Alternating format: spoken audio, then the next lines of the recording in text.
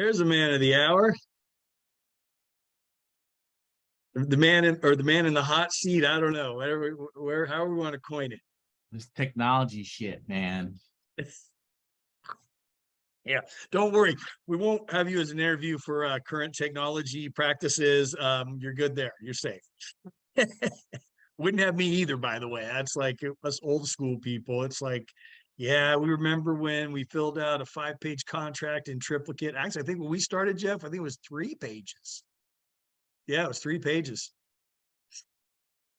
So, Jeff, you're the man of the hour. How long you been in business, Jeff? I think I'm going on 28 years, something like that. I like realtors. You ever notice how they embellish? 26, 24, I don't know. You're same as me. You got your license a couple of years before I did. 98, 25 years. Yeah, I don't know that. There you go. But it seems like a lifetime, right? Yeah, No. no, wait, my license is right here. Hold on. And just I'm gonna have some fun before we jump into the meat of what this is about. Which, by the way, in case you didn't know, it's like, hey, I have a listing. Now what? What's next? And I think it's good to hear from different people on how they approach it and what they do, and maybe even the sequencing. Or, I realized in talking to people, there's little things I was leaving out. So, Jeff, but I'd like a little context for people. When you got into the business, what was your mindset when you got into the business? For your first year, what was your mindset? I didn't know what the hell I was doing. Help me. To be quite honest, I came in blind like most people. I had a mentor that helped me through stuff. And there was a situation where I had to kind of change my mindset to this is what I do now, and kind of get away from the kind of going, well, I think I can do it. Oh, I don't know, the fear went away and it just became go. But that took a month probably, to be honest. Okay. That's actually not very long, but I mean, so that's a great mindset. This is what I do. That's really good. It was And hard. by the way, we haven't rehearsed this. I haven't given him these questions, so it's all off the cuff, on the spot. Have you ever done anything else since getting your license and getting into real estate? As for like professionally, like a job wise? Yeah. No. Well, coaching basketball, well, that ain't shit. Yeah. No, No. so you've never exited in 25 years to get a real job. No, there was no plan B. It was go. Once I kind of went through that change, and admittedly family going, get your shit together and get out there. You got kids to feed. It changed my mindset, and I've never stopped. Love it. Love it. So do you remember how many deals you did your first year? I want to say like 6, maybe. Okay. 4 or 6. And I'll admit it wasn't too bad because I was in Danville then, and the average sale prices were, even back then were like 600,000. That was okay. Yeah, well, because back then out here it was 240,000. Yeah. So yeah, that so was there may be definitely 500 there, 5 to 6. I was going, wow, Yeah, right. You get your now first I think their average sales price like 1 or something. something like that. Not bad, huh? Just out of curiosity, since getting into it, what would you say is the slowest year you've had? Like, like in a down year, whenever, your worst year, how many did you do? I don't remember the actual year, but I would say the least amount, and I guess a rough guess would be maybe 6 or 8, something like that. Be a rough guess. About 6 would be like, uh-oh. Okay. And just for those of you who don't know, Jeff is like a solid, probably 12 or 15, probably closer to 15 every year, just right across the board, and it's, Yeah, it's, right. it's about 15 from solid business practices that's doing the same thing every day, every week, every month, every year. And it's just consistency. That breeds consistency, by the way. I hate to say it. I mean, could I do, no, I shouldn't say I hate to say it. Could I do more? Sure. Do I want to? That depends on me and where I'm at, my life, career. But if my son came home today and said, I'm out of a job and I'd probably jump back in with both feet and get after it again. Interesting. Well, it's a nice thing, but I've known you for a long time, Jeff, and I've watched you build your career. I've watched you do everything you do with intention. And, one of the things you've always done is, um, and I didn't know you your first couple years in the business. I didn't know you till Right. probably about 2005, I'd Yeah. say. So probably your first 7 years, I didn't know your hustle. I didn't know what I know about Jeff, just so you guys know, is steady, consistent, family first. But it's that steady and consistent that has allowed him to win the game. Going to a habit of going to the office every day, doing the same things every day, and being repetitive, which has allowed him to do the consistent business, which has allowed him to have the balance and be able to put family first. Because in this business, if you don't have all those routines and you haven't done it for a long time, it's a lot of ups and downs, which makes it really hard to balance life and to have everything else in sync, in my opinion. So, and I That's know that from watching Jeff. 100% agree with that. The first probably, I don't know, 12 years or so, it was maybe not that long, 8 or 10, it was, ooh, and then kind of figured stuff out again. I had somebody telling me how to do it. I didn't wake up one day and was like, oh, I know how to do this. I had a pretty successful mentor, you know, great broker back in the day that guided me through all of that. I just trusted and believed. And the consistency factor is absolutely huge. Absolutely, without a doubt. Love hearing that. So, one last question, we'll jump into this. What was your mindset, or how did you handle 2007 through say 2010? I went through, like everybody, all those ups and downs and all that, but I've always had a mindset of I'm going to work today and I'm going to go to work tomorrow and the next day. I'm not going to let any of this stop me. I got to keep going. I can't go, well, shit's a shit market. Well, I guess I'll stay home. You got to keep going, keep doing it. So I never Love it. stopped. I mean, when those bumps hit, I rolled with them. I believe me, I've made mistakes and I'd roll with those bumps. But my dips over the crib stopped going like this. Now they're just like little dips. Yeah. I've never been completely out of business ever. I've had some bumps and maybe, a couple months of not selling something, but I've never stopped. It's never been Nice. 7 months old. No, I haven't sold, And I think that comes from the consistency factor, referrals, the past clients, touching those people have fed me. Nice. Nice. Love it. Thanks for being so raw and real and willing to do this and answering all those questions on the spot and off the cuff. So we'll just jump into it. And first question I have for you, which is kind of the crux of what is the first thing you do when you get a listing or take a listing? So, I was going to throw Christine under the bus on this, but because during the mentor program, I have given her and Kevin, I don't know if Kevin's on here, a list He's not. of what happens. And to this day, that list still holds true to me when I get a listing. Now I'm going to say it in the fact of like, I've got the listing already signed and all that, and I'm walking out their door. Thank you. And the listing is signed. There's a process I do without a doubt every single time. And that's one, obviously get a copy of their key before I leave the house, hopefully, but those things can change. I make a folder. Here we go. I'm dating myself. I make a folder for myself and my clients. I tell them specifically they're going to get everything I get. I get a copy of something signed. You're going to get a copy of something signed, whatever it is. So that we're all on the same page. And like, got everything in it. I get a phone call, I know just what to grab. I'm not looking. And again, this is me, works for me. I'm not going to my computer trying to find a file because obviously I can't turn this Zoom link on. So you think I know how to do all that other stuff? So I got a paper file. I grab it on my backpack and I have it like that. Back to the original listing. I'm going to order the sign first with a flyer box on and any writer that is needed. I'm going to get a lockbox out there. I'm going to order all inspections pending what that seller wants to do. Order all inspections. I'm going to order all photography. That's probably the first list of things, first couple, 3 or 4 things I'm going to do right off the bat. Christina loved this because we've had this conversation numerous times.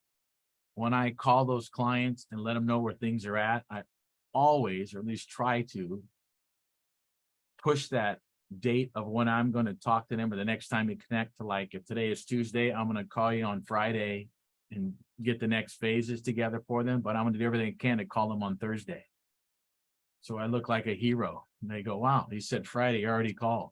I knew damn well I was calling on Thursday, but I'm not telling them that. It's Friday. I reach out to you on Friday and I call Wednesday. Did you guys hear that? I Every want you to take time. note of that, because it's it's over promising and over delivering. You're giving them a day, which is a promise, and then you over deliver. I actually, in my routine, I tell all my listings, you're going to get a call from me and an update from me every Tuesday, and then depending on what's going on in the market, by Friday. And the reality is, I know I'm calling them on Monday and Thursday. And then but it also gives me a buffer, right? In case something goes sideways, or in Right. case something comes up, I've got that buffer, and I'll always exceed their or meet the expectation at least. So Jeff, I had no idea you did that. I love that. That's great. Every time. And again, I don't want to sound like some genius. I learned it from somebody else who taught me, hey, you got to do this. Okay. And it stuck with me and it's worked. Love it. What about when you get the listing, is there anything that you go over, do you go over time frames with the, the sellers?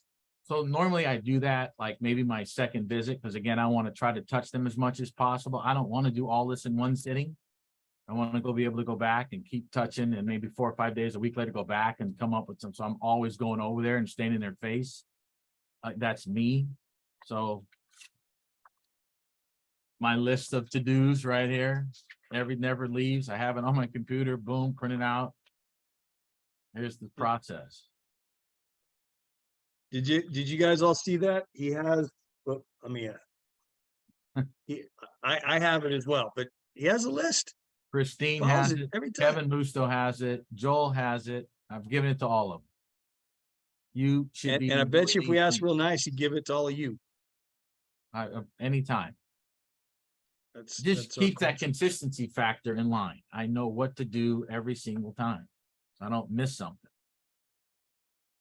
Do you I know on your list, one of the things is schedule open house, schedule brokers tour. Do you always do a broker's tour, and do you always do an open house? I always do the first open house myself. I want to do the first one for sure, no matter what. Told them I'm going to do it. I'm going to show up and do it. The broker tour thing usually is, well, now Suzanne, but it was like Jody, hey, you go announce it. I'll be at the house getting my food and drinks and all that together. But yeah, I'm doing that every single time. Okay, that's impressive. Every time. I think that's what I've sold them on as part of what I'm doing for you. I'm going to go announce this at broker tour. There's how many agents at broker tour? 100. So within the first week, 100 people have seen your house. For sure. I'm Love doing it. open house the first weekend, both Saturday and Sunday. Every time it's me. After that, I'll maybe, hey, who wants to do it? But for the first one, yeah, I'm there. Is there anything else you do at that first open house, Jeff? Say that again. Is there anything you do at that first, anything else you do, anything special you do at that first open house? I don't know if you'd call, I mean, I have my sign-in book. I'm trying to get phone numbers and emails and addresses of everybody that walks through the door. Without a doubt. Obviously handing a card to everybody, flyer, something with my name on it. I hate to say it out loud, but when I'm holding an open house, I'm there for 2 reasons. To get an appointment, number one, with somebody else. Somebody walked into the house. I'm trying to get an appointment to sell, buy something, or I've wasted my Sunday. 2, to sell that house. How often is it somebody walks in the house and buys it? Pretty rare. But it happens. It happens. Anybody's been in it long enough, Right. I'll tell you, almost everybody's been in it long enough. We'll have a story of, yeah, I was at an open house. Yeah. Somebody walked in and lo and behold, they didn't have an agent and wanted to buy. But I'm trying to take advantage of that day of people walking in the house to see me. I don't have to go anywhere. There's people coming to me. I'm trying to get an appointment to get another deal out of this. At what point do you deal with disclosures? I do those disclosures after getting all those signs and all that kind of stuff. That's one of those things I said I want another chance to go back. That's it. Deborah, send me the seller disclosures, send them to me. Don't send them to them, give them to me. I'm going to get those all done and get a chance to go back over there. Let's go over your disclosures. Here's what you need to fill out. I'm not filling them out for them, just explain it to them, leave them all there. If they want me to email and DocuSign it to them and all that, no problem. But I'm going back to, again, to touch my clients. Wow, I got to tell you, I've gotten away from that. I have Deborah send them to him with a nice email saying, if you have any questions, call Wes. And I like where you're going with this, though, is it's like that second appointment. It's getting in front of them again. It's deepening that relationship. And you also said, hey, like if you want me to send these to you, want Deborah to send these to you electronically, I can do that. So you're 100%. literally touching them, but giving them the option, but getting in front of them again, Jeff. That's I mean, I'm going to put that back into what I do. I think that's crucial to stay that in front of your people. So they don't forget about you. I want some of their neighbors knocking on the door and being able for them to go, Jeff Carter. Jeff, that name just pops because I've been over there. I'm not doing anything special. I've been there for 5 minutes. Hey, here's your disclosures. Take a look at them. Guys, you go through them, answer them the best you can. If you want rather me have these DocuSign to you, let me know. Well, Any Jeff, questions, call me. Bye. I would beg to differ with you on that. You are doing something special. You're doing your job and you're doing it at a high level and you're doing it with intent and purpose. And you're doing something that most other agents don't do. Right. I agree with that. I know a lot of people that don't do. No, but they don't. Everybody's trying to put off as much of the work on someone else as they can. I mean, and leveraging. And I mean, like I said, I found myself in the last couple of years doing the same thing. I just let Deb send that out. And I like, again, I'm going to put that back into my bag of tricks, is to get in front of them again after the listing signed, where I can sit down with them, whether that's for 5 minutes or, Right. an hour and 5 minutes. Yeah. I don't think it's a lot, but I think it's the right thing to stay name face in front of them. So they go, at the end of the day, at the closing, I want them to go, wow. And that review comes like, holy cow, I've never had that before. That wow factor. Because I want them calling me back, referring me, not Absolutely. Do you somebody else. know what percentage of your business is repeat and referral? I couldn't give an exact number, but it's got to be 90 or more. I would say that it's probably got to be at least that, because I know Yeah. how you do business, and I don't even get as intentional as you on some of those things, but I know that I source my business every year and it's around 90% that's repeat, referral, or center of influence. Yeah, that's When probably you've been right in it this around long, there. you've done the right things, it really should be the mainstay of your business. If it's not, then I'm doing something wrong. True, true. So Jeff, I actually has it. Karina, go ahead. I was wondering, what point in both of your careers did you feel like you really started seeing a lot of referrals come in? Probably the last 10 years, And what, I would say. how long did you say you've been doing it again? 20, what did I say, 25, 6, something like that. Okay, so it took like 10 to 15 years before you really started seeing a lot of referrals. Well, correct. I would say it took that long for me to be 100% referral based. Or That's 95. a good way of putting it. Yeah, Yeah. because every year you're adding on as you're building your business and building it up to where at some point in time it's enough that it's sustainable. Right. Right. It's a sustainable business model to only really work your database and not have to necessarily keep growing it. For me, it started happening pretty quick, but I would say I didn't get comfortable and realize it probably till, I'm going to say, year 17. Oh, 'Cause I was shit. just in, yeah, but my mindset was way different, right? I had a different, where Jeff wanted to even out and get this consistency going. I just wanted to, like, grow, like I wanted it, some people believe in going not as linear and going really deep. And I'd say that's Jeff. I would say that's me now, but for the longest time, I wanted to go as wide as I could, Right. and I wasn't thinking about the depth, right? So I didn't nurture those clients afterwards. I didn't work the database like I should have. It wasn't until I got much later in my career and all the things I went through in life and realized the value of relationships and wanting that for my life and having that depth of relationships, right? So it's different for everybody. I mean, you've got a pretty 100%. good, Karina, you're one of those people who has a pretty good database because of your past business. And Like a you lot got a of lot, the people I don't feel like a lot of them, my hair clients really are, I don't know. I feel like it's more friends that kind of helps me with my database, but I'm just wondering too, like you're, well, you both are primarily listings. And I just feel like when you first start out, you tend to get more buyers, and then hopefully they turn into sellers. But when did you feel like most people that are doing it a long time, they do primarily listings? And so I'm just curious on how exactly that happens. And is that just something that happens naturally, or is it because you're doing specific things to make that happen?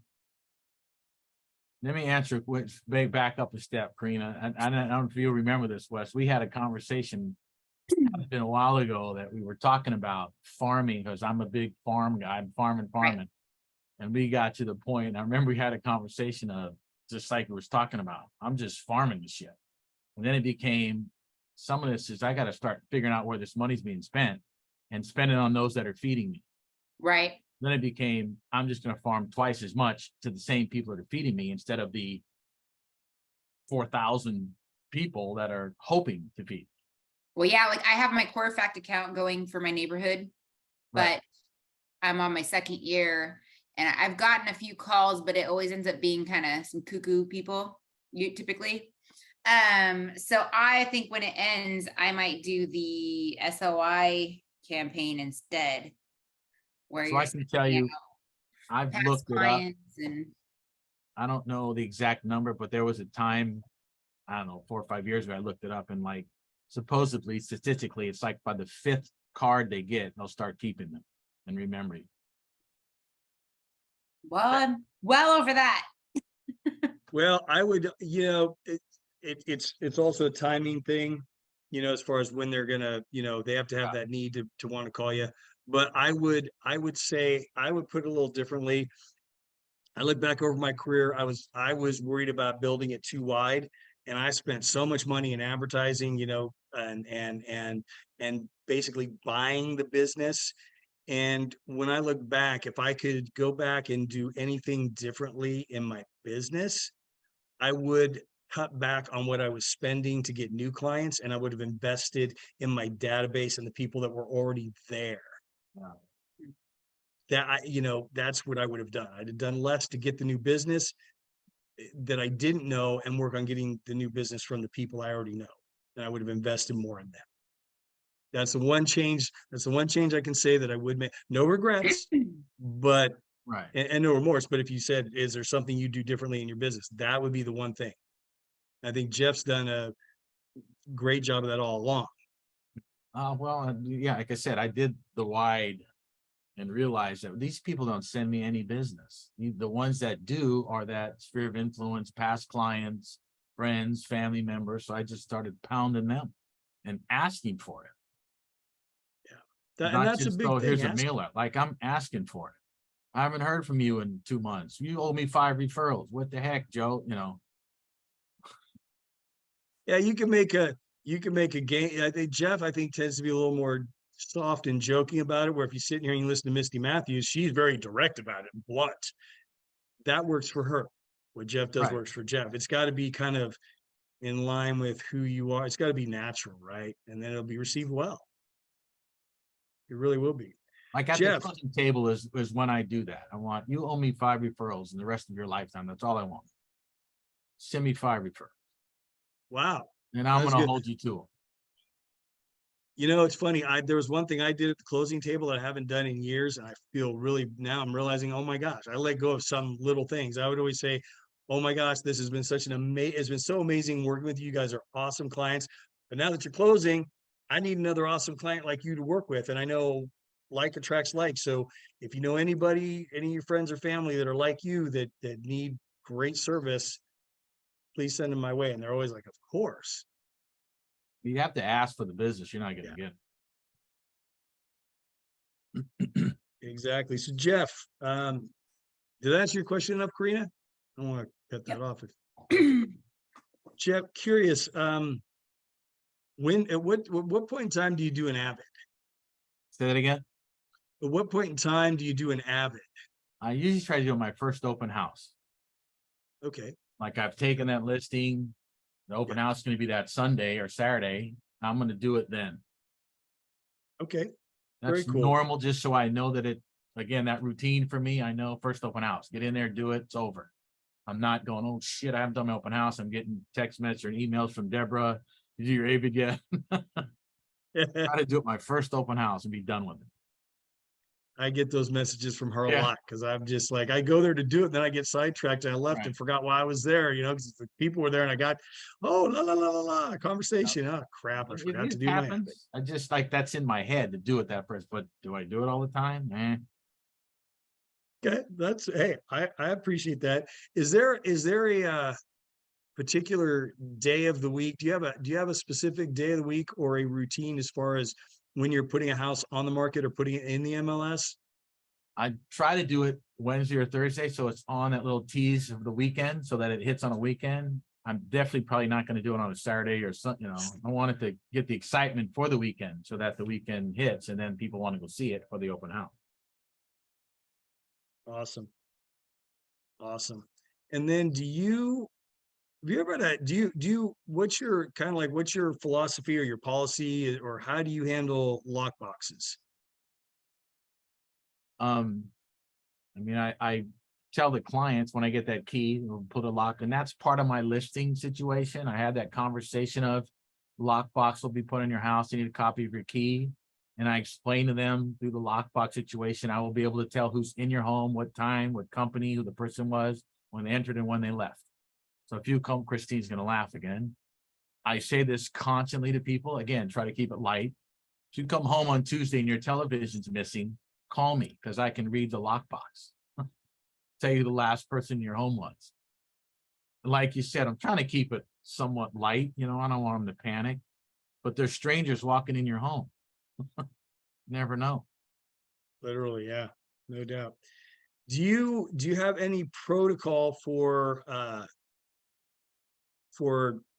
talking with or showing or going over with your sellers best practices for when their home is being showed?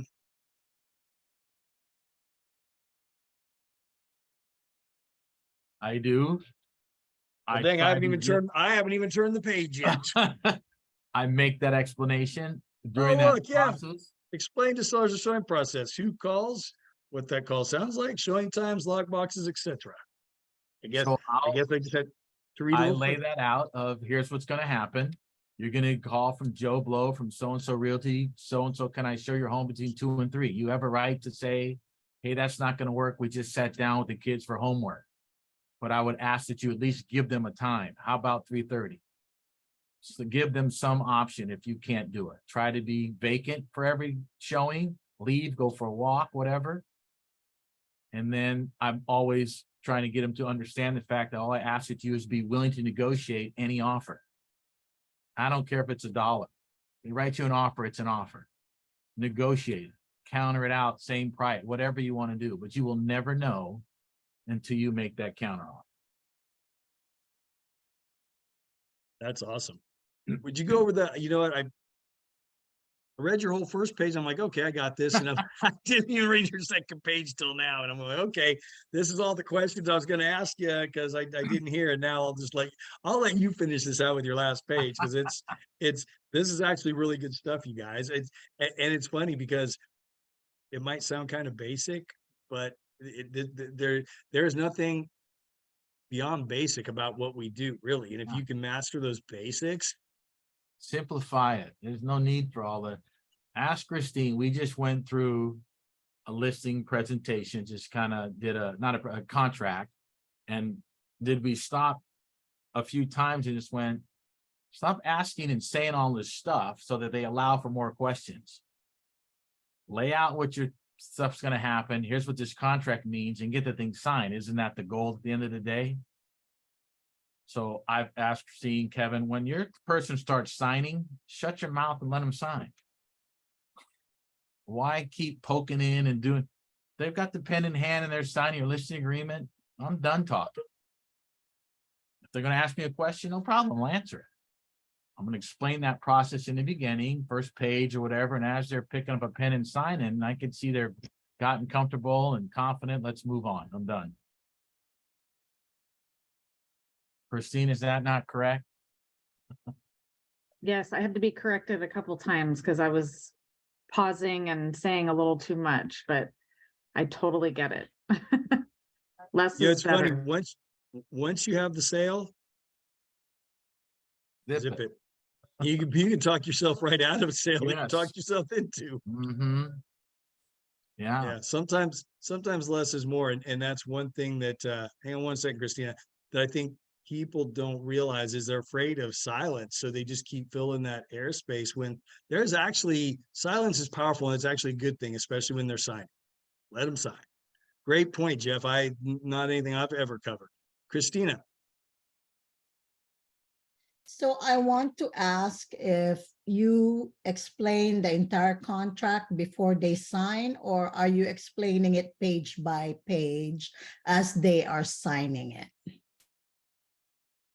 I'm going to let Christine answer that question. You don't mind? I don't mind. I don't mind. So yeah, we did it page by page and so what Jeff had showed me is kind of some bullet points for each of the sections, right? So going through it, confident in knowing which kind of bullet points you're gonna, maybe 2 per section or whatever, and just pointing at it and saying, this is that, sign, right? This is that, and sign. That way there isn't all that time for them to sit there and stare and ponder, and you're confident in knowing that's what this section's about. And so they're clear and they feel comfortable and they sign. Great, because I do it the same way. I do it page by page and only bullet points. Yes. I think when you can do that, you're developing clients for life. Because again, most people are not going to take the time to sit with them and go through it. And for somebody, especially if it's their first time selling a house, or even if it's been 10 years, the contract's a lot different. And it can be a little scary if you first time you're going through it. Big time. I mean, if they're going to ask the question, I'm going to answer it. But I'm sure not going to try to sit there and explain item 1A, 1B, 2A, 2B, 2C, it's a lot. Should you know it? Probably, because sooner or later you're going to come across somebody that's going to want to know that. And you should know what you're talking about. My worst client ever was my own father. He's an electrical engineer, and that's just his mindset. Explain this shit to me. I'm like, are you kidding me? Like, I want to know. That's just who he is. Yep. You got to know. Jeff, you want to go over those last couple things, starting with direct sellers before showings? I mean, those are brilliant, but I don't know that everybody knows to have these conversations. I mean, it's simple, like we were talking about. It's simple stuff. Don't complicate it. So when I'm going through that process with the sellers of saying, hey, about the lockbox, here's how this is going to work. Here's what's going to happen through the phone call when people start calling you. This is Jeff Carter with WR. Can I show your home between this hour and this hour? Again, you could say no, push it to 4, but I would appreciate if you would let them see it. The more people see your home, the quicker you're going to sell for top dollar. And then that process then becomes, so what I need to do when someone does call you, set an appointment, make sure you open all the blinds, turn all the lights on, put all your medicine away, jewelry, put it all away from this day forward, and go for a walk while they're in your house. Let them get comfortable. You want them to sit on the couch, open your cupboards, check the pantry. That's what they're buying. So let them enjoy that. Get the heck out of there. I can promise you, if you're sitting in your kitchen table or in a family room, they're going to make a quick tour and get out.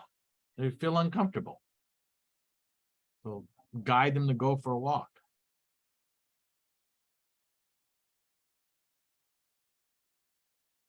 Perfect. And then I like how you kind of let them know what their involvement in the process needs to be. It's a partnership, right? I mean, they have to, Right. there's things they have to do. And I really like, once again, Jeff, you get me back on my game, because I used to have an emergency kit, with all these things in my trunk, and I don't anymore. I used to have one of those, plastic, container things, Yeah. and used to have all the things and you know, and actually I used to keep in a spare roll of toilet paper in it too, just because you never know when you're out showing, somebody needs Right. to. Yeah. And I'll tell you, I haven't had one for a while. I had it and it's been sitting in my garage, and I look at it and I'm like, I just went and did it. I was in the house, and sure enough, I needed some crap to put, like, oh, so I put it back in the car just 3 weeks ago.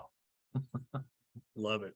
So I don't know if you guys heard that, but it's just what that tells me is like, we can get complacent sometimes, and no matter how long you've been in the business, sometimes we do forget the little things. And it's like this has been a good reminder for me, of just the basics, you guys. I mean, I got my own list of notes here from listening to Jeff today, that that I wasn't doing, or I got to put back in my bag of tricks. But the nice thing about it is too, there's there's nothing that's not simple. It's just doing all the simple things consistently that's made Jeff very successful. I think keeping it simple is much easier than all the stress of, oh my gosh, I got to get this. So where did I put? It's no need. Too often, I think, Jeff, you'll attest to this. We hear new agents, coming into the business looking for the magic pill. What's different? What's extra? What can we, like, just do the simple basics and you'll be wildly successful. You don't have to complicate it. It's really not a complicated business. So I'll ask a question, because I've talked to a few agents over the years. Shockingly, I'm surprised when I ask them, do you go to your signing? And they all go, no, that's a title company. And that's from like, and it's so common that no, I ain't going to that. To me, that's the perfect time. Well, all this work that I've done, here I go. Now I get to be, all right, people, I'm the man. Here we go. It's time to repay me. You should be at every signing. I don't say much, just sit there, but I'm there in case a question comes up, something happens, and then I get to ask for my 5 referrals. I love it. But I know a dozen agents that guys I've known for years play golf with, never go, never. And they're shocked that I do. I'm like, are you kidding? How could you not go? Part of your job, Yeah, I think. 100%. Here's the thing, if escrow is somewhere other than Jake at Chicago, for me, I'm calling that escrow officer at the beginning of the transaction, and I let them know, you will please schedule the signing through me. Yeah. Because I can't tell you how many times lately, you know what? Everybody in life gets complacent, gets lazy, whatever. Most agents never go, which is a travesty to me. And so they're not used to it. And I can't tell you, man, how many times I'll call the escrow company, because we're within a couple of days of closing. Hey, when were you going to call my sellers to get them to sign? Oh, they were in here yesterday. Or I'll call the sellers and say, hey, they should be calling you to sign any day now, or sometime today, I would imagine. And they say, oh, Wes, I signed yesterday. You want to see me go ballistic? Yeah. That's when I go ballistic, and I will call that escrow officer up, and I'm going to call their boss or the rep and just light them up like nobody's business. Because Yes, to me, I agree. it's 100% unacceptable. But I think that's a large part too of you getting that team of people on your side. Like you're saying, Jake is my man. I'm an Anthony Penaloza guy at First American. He knows now, don't you dare make those. He knows not to even think about making them. He calls me now. But that's part of getting your team together so they know what you want. Whether that be your escrow, home inspector, to all those people. Yep. I have a question on that. When you do that, do you typically just say, let me know when they're scheduled and then you just make it happen? Or do you reach out to your seller and say, hey, can you sign at this time? Because you know that you're gonna be able to make it in that time. I normally call the seller, my seller, when can you give me a couple dates and times you can sign? Then I'll call title and let them know, and then they can connect. And one of them will usually, Anthony usually calls, hey, we got them set for Tuesday like you wanted. Okay. Like I'll give them a 2-day thing. Like, let me know which one works for you. Good stuff. Yeah, and one little thing you can do, and I've actually gotten away from this, and I'm kicking myself right now, because I actually used to bring good results. I used to get referrals out of the title companies. I would always see how many people are working there, and I'd call my clients, hey, I'm making a Starbucks run. What do you want? And then I'll usually get a whole bunch of extra drinks for the whole office, as well as a bunch of goodies. I don't even ask them. I just do it. And, to me, it's like $50. Whoop-de-doo. And I don't care if they don't drink them or eat them, doesn't matter. It's just, the whole point is you're going above and beyond. You're doing something extra that no one else is doing. People remember that stuff. I can confirm he did do that for Oh. me. That's right. I did. So I've been doing that for a long time, because that was like, what, how many years ago? A long time ago. Those are Yeah, things no, that separate you from but everybody it's the else. little things. And by Yeah. the way, Karina happens to be the probably out of my whole database, even though she's out of my database now. No, I'm kidding. But literally referred me more business than anybody. But it was, I did my job at a very high level. And by the way, guess what? Now she's an agent here and crushing it. So, that those relationships are important, going that extra mile. And by the way, and back then I just gave excellent service. It wasn't like I did a lot of great follow-up in my database back then either, or, hung out with, Karina and Jesse back then. But you know what? It was just the good service, the good job, the little extras. But fortunately for me, by the way, she'd had a bad agent before me. So it's always really good to be like the second agent if they've had a bad experience. Because then you can. I'm not knocking you, but it really wasn't hard to beat my agent. I mean, he'd be out of gas and ask if I could drive, and I'd have to be trying to wake him up in the daytime to get my offer in. So it wasn't hard. Fair enough. But you were great, And I loved getting my Popeyes. I don't think I ever got a Popeye and didn't send a text to say thank you. So yeah. And again, now she's an agent here doing a great job. So you guys, you just don't know where life is funny, and a lot of you on here are a little younger. But as you get older, you realize how small the world is, and you realize all the things and decisions you made, 20 years ago come back around in a good way or a bad way, and Karina, to answer your question about like how long does it take to start seeing that, I had the last year in 22 and in 21, I had the best deals of my life. They were people I had sold houses to in the first 2 years of my career, that had called back for me to sell their house. And that was just like, I couldn't have felt better, couldn't have felt more proud, that was like, to me, like, wow. I'm like looking, oh my gosh, I sold this house 21 years ago. Yeah. I'm hoping And they're when like, the market gets better, I start seeing a little bit more referrals from my past clients, because so many people are on hold right now. I've gotten some referrals, but I'm hoping for some more. I think one of the reasons why Zillow is doing so well right now for us is because so many people, so many agents have gotten out of the market or aren't even trying. So they've kind of abandoned like their database or the people they know, and they're just like, it's like gloom and doom. So that almost pushes them to, Zillow. And then of course you got the other buttheads that say, just call Zillow, I'll write the contract for you. But that's a whole different thing. But we're doing really good with Zillow right now. So anyway, any other questions for Jeff before we wrap this up? Let me just say one last, I want to, Please. I'm not the genius of the world. This all was taught to me and helped me get to where I am. And I just believed it and trusted it. And, even I got frustrated plenty of times going, I just don't work, but I just stuck with it, kept going, no, I gotta stay, I gotta do it, I gotta do it. This guy's successful, that's teaching me, so he must know something, I'm gonna do it. And it's turned out to be a great 20 whatever years. I have no complaints. During that time, of course, there's that rough spot, but it's a great career. You guys stick with it, you're in a great career. You know, people say there's a Agreed. job and there's a career. This is a fantastic career. Any other questions for Jeff? Yes, I have another question for you. Do you typically pay for,